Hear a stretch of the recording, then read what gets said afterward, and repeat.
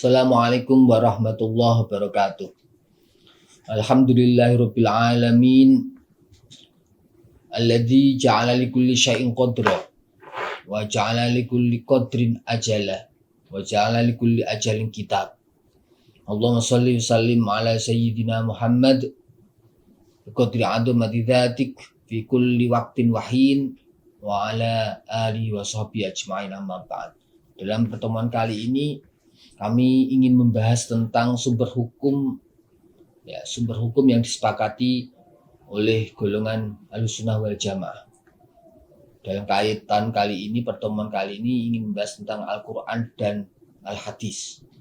Sebagai sumber hukum Islam yang disepakati, para ulama telah membatasi sumber hukumnya yang disepakati, yaitu cuma ada 4 yang disepakati oleh seluruh mazhab, yaitu Quran, hadis, ijma' dan qiyas. Tabata bil istiqra' anal adillah asy-syar'iyyah allati tustafadu minha al-ahkam al-amliyah turja'u ila arba'ah. Jadi hanya 4 ini yang disepakati oleh seluruh mazhab Ahlussunnah wal Jamaah: Al-Quran, Al-Hadis, ijma' dan qiyas. Itu. Pun pula dalam penggunaannya itu juga harus tartib. Wattafaqu aidun ala annaha murattabatun fil istidlal bi hadzal tartib. Jadi, idza uridat waqi'ah nadhura awalan fil Qur'an. Jika ada suatu masalah itu muncul, maka yang pertama dilihat adalah Quran. Fa in wujida fi hukmuhu amdo. Jika ditemukan Qur'annya, ya oke, selesai. Tapi wa illam yujad fi hukmuha nadhura fi sunnah. Jika tidak ditemukan hukumnya dalam Al-Qur'an, maka dilihat sunnah. Jadi fa'in wujida fihi hukmu amdo. Jika dalam sunnah itu ditemukan, ya sudah selesai. Tapi wa illam yujad fihi hukmu nadhurha ajma'al mujtahiduna fi asim al-usul ala hukmin fiha. Jika tidak ditemukan di sunnah, di al-hadis, maka dilihat di situ apakah pernah diijmakan oleh para sahabat atau enggak di masa itu. Fa'in wujida amdo. Nah, jika ditemukan ijma' sahabat, ya oke, sudah selesai. Tapi wa illam yujad fiha ijtihada fil fusul hukmuha bi qiyasi ala ma warada nasb. Jika tidak ditemukan dalam ijma', ya berarti otomatis harus dikiaskan, dianalogikan dengan Al-Qur'an dan hadis. Sudah ada 4 sumber hukum yang disepakati. Selain 4 sumber hukum yang disepakati itu, ada 6 sumber hukum yang menjadi khilaf. Jadi 4 itu disepakati, yang 6 itu menjadi sumber hukum yang masih diperselisihkan oleh para ulama mazhab. Yaitu 6 itu yaitu pertama istihsan, yang kedua adalah maslahah mursalah, yang ketiga istishab, yang keempat uruf, yang kelima mazhab sahabi, yang keenam yaitu syar'u man qablana. Itu. Saya ingin lebih menjabarkan lagi tentang 4 sumber hukum itu. Pertama, Quran, hadis, qiyas, dan ijma'. Quran, hadis, ijma', dan qiyas. Terus sekarang tentang Al-Quran. Apa sebenarnya pengertian dari Al-Quran itu? Al-Karim, Al-Quran Al-Karim huwa kalamullah al-munazzalu ala Muhammadin bilafdil arabi al-muta'abbad bitilawatih al-manqul bitawatur al-maktub fil masahib. Quran adalah kalamullah al-munazzalu ala Muhammad, yang diturunkan kepada Nabi bilafdil arabi dengan bahasa Arab, al-muta'abbad bitilawatih, yang menjadi ciri khasnya yaitu akan mendapatkan pahala jika membacanya, al-manqul bitawatur, yang diturunkan secara mutawatir, al-maktub fil masahib, yang tertulis dalam mushaf. Itu definisi dari Al-Quran. Al-Quran dapat menjadi sumber utama dan pertama dalam mengambil hukum Islam karena Al-Quran adalah kalamullah. Jadi mengapa Al-Quran menjadi sumber hukum yang pertama dan utama? Karena Al-Quran adalah kalamullah yang menjadi petunjuk bagi umat manusia. Ya ayyuhalladzina amanu atiiullah. wa atiur rasul ulil amri minkum fa in tanaza'tum fi syai'in faruddu ila Allah war rasul in kuntum tu'minuna billahi wal yawmil akhir dzalika khairu wa ahsanu ta'wila. Di situ ada ayat ati Allah yang wujud ketakwaan yang diperintahkan oleh Allah kepada hambanya adalah mengikuti kalamnya. Jadi manifestasi dari perintah untuk taat kepada Allah berarti perintah atas kalamnya, yaitu Al-Quran. Sebenarnya apa tuh hukum-hukum apa yang berada di dalam Al-Quran? Yang pertama, hukum yang ada di dalam Al-Quran itu adalah hukum tentang akidah.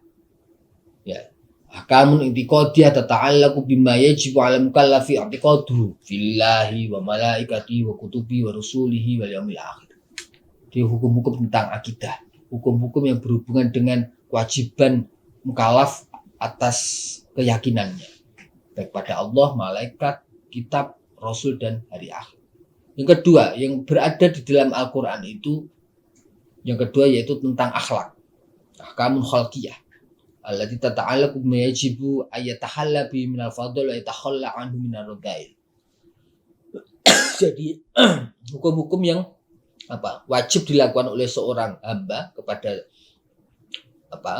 sesama maupun kepada Tuhannya dengan cara tahalla bil minal fadhail, jadi memperhias diri dengan amal-amal yang baik, wa yatakhalla anhu minar rada'il, dan mengkosongkan batinnya dari perkara-perkara yang buruk.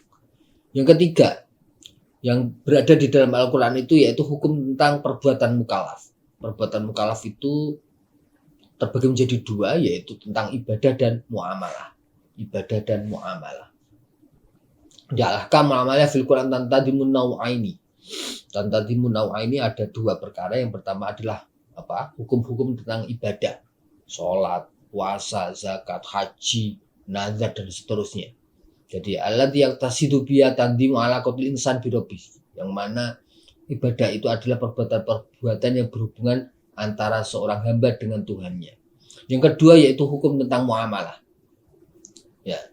Jadi transaksi, terus sosial, bersosial diri, terus kemudian hubungan dengan manusia yang lain, itu hukum muamalah.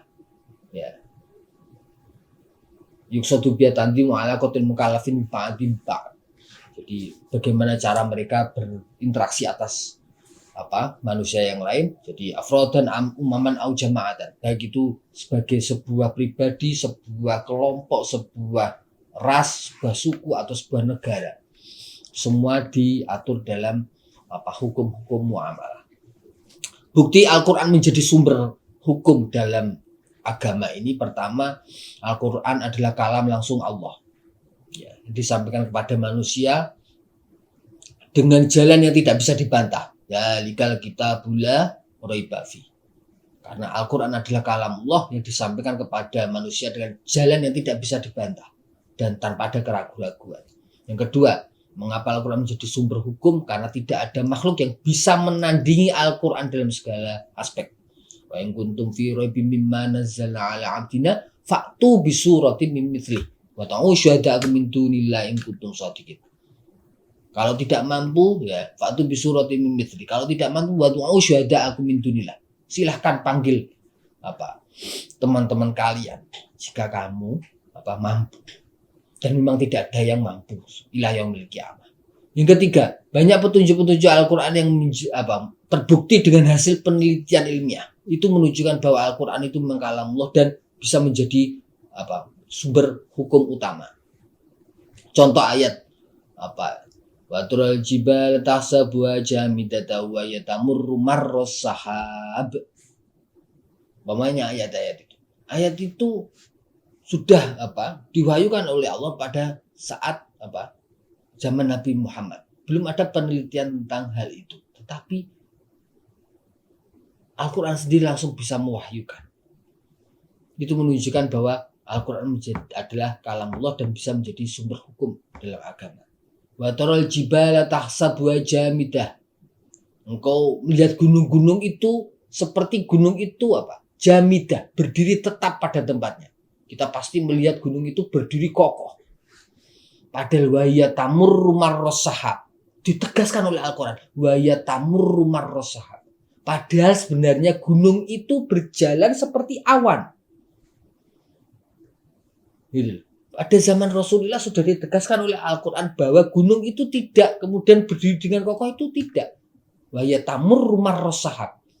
Gunung itu berjalan seperti awan, cepat. Pada saat itu belum ada teori yang namanya teori rotasi bumi, tidak ada. Belum ada.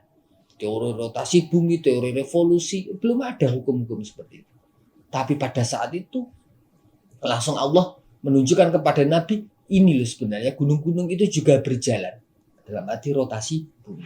Ayat yang lain yang menegaskan bahwa Al-Quran itu adalah kalamullah.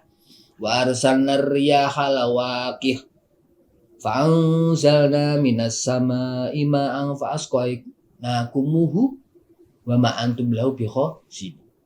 Wa arsalna riyaha lawaqih. Kami telah meniupkan angin untuk mengawinkan tumbuh-tumbuhan. Wa arsalna riyaha lawaqih. Pada saat itu belum ada teori biologi tentang kepala putik dan serbuk sari, itu belum ada. Belum ada teori zaman Rasulullah. Namun pada saat itu Allah menurunkan kepada Nabi Muhammad ayat tentang itu, penyerbukan itu. Arsalna riyaha lawaqih. Allah telah meniupkan angin untuk mengawinkan tumbuh-tumbuhan. Muncullah peristiwa Big Bang itu, peristiwa Big Bang. Bahwa teori tentang Big Bang itu pecahnya laut dengan pecahnya langit dengan bumi. Awalam yaral ladzina kafaru annas samawati wal ardu kanata ratqa fafataqnahuma. Apakah kamu orang-orang kafir itu tidak mengetahui sebenarnya bumi dan langit itu dulu menjadi satu, kanata ratqa. Dulu itu bersatu padu, kanata ratqa. Fafataqnahuma. Maka kami pisahkan langit dan bumi itu, wa ja'alna minal ma'i kulli syai'in hayy. Baru kemudian akan kuturunkan hujan dan kemudian menjadi hidup. Itu banyak ayat-ayat yang menunjukkan bahwa peristiwa terjadi di alam ini adalah wujud penciptaannya. Terus kemudian banyak pula kisah dalam Al-Quran yang menjelaskan tentang berita gaib, berita gaib, cerita-cerita dulu yang tidak diketahui oleh Nabi Muhammad sendiri, kemudian beliau tahu ketika sudah muncul wahyu. Contoh umpamanya kisah Nabi Nuh yang kemudian diceritakan kepada Nabi Muhammad SAW. Tilka min amba'il ghaibi nuhiha ilaik ma kunta ta'lamu wa anta wala qaumuka min qabli hadza. Itulah cerita tentang Nabi Nuh, yaitu termasuk sebagian dari cerita-cerita gaib yang kami wahyukan kepadamu Muhammad. Tilka min amba'il ghaibi nuhiha ilaik ma kunta ta'lamu wa anta. Dulu kamu tidak pernah mengetahui ada cerita tentang Nabi Nuh. Walau kaum pun pula kamu juga tidak tahu cerita tentang Nabi Nuh. Tapi kemudian dengan ayat Al-Quran itu kemudian Allah menceritakan tentang kejadian Nabi Nuh. Yang kedua yang menjadi sumber hukum dalam Islam adalah hadis atau sunnah. Sunnah menurut istilah syarak berarti Masadaru an Rasulillah sallallahu alaihi wasallam min qaulin au fi'lin au takrir. Para ulama kemudian mendefinisikan hadis itu sebagai apapun yang keluar dari Rasulullah, baik berupa ucapan, baik berupa perbuatan maupun berupa persetujuan. Terus kemudian para ulama juga bersepakat bahwa hadis itu menjadi sumber kedua dalam menggunakan hukum setelah Al-Quran. Wa anzalna ilaika dzikra litubayyina lin-nasi ma nuzzila ilaihim wa la'allahum yatafakkarun. Itu ada ayat litubayyina lin-nasi ma nuzzila ilaihim. Agar engkau Muhammad itu menerangkan kepada umat manusia apa yang telah kuturunkan kepada mereka. Jadi memang tugas Nabi Muhammad yaitu menerangkan Al-Quran. Litubayyina lin-nasi ma nuzzila ilaihim. Dengan cara hadis itu. Jadi fungsi hadis, salah satu fungsi hadis adalah menerangkan Al-Quran. Yang menjadi bukti bahwa hadis itu menjadi sumber hukum Islam itu yang pertama Al-Quran sendiri. Al-Quran itu menegaskan bahwa apapun yang keluar dari Rasul itu menjadi sumber hukum. Wa ma atakumur rasulu fakhudhu wa ma nahakum an fantahu. Wa ma atakumur rasulu fakhudhu wa ma nahakum anhu fantahu. Jadi apapun yang diberikan Rasul maka wajib kita ambil. Dan apa yang dilarang oleh Rasul maka wajib kita tinggalkan. Itu wa ma atakumur rasulu fakhudhu wa ma nahakum anhu fantahu. Yang kedua, ayat tentang itu apa ketaatan kepada Allah dan Rasulnya. Qul atii'ullaha war rasul, may yuti'ir rasul faqad ata'a Allah. Pun pula ayat tentang apa? Itu apa? Zainab yang lamarkan oleh Nabi untuk Zaid bin Harisah itu. Wa ma kana lil mu'mini wala mu'minatin idza qadallahu wa rasuluhu amrun ayyakuna lahumul khiyarah min amrihim. Jadi jika sudah ada ketetapan dari Allah dan Rasulnya, maka tidak ada pilihan bagi umatnya selain yang sudah ditetapkan itu. Jadi itu menjadi penegasan Al-Quran bahwa hadis atau perkataan Nabi, perbuatan Nabi atau persetujuan Nabi itu bisa menjadi sumber hukum. Terus kemudian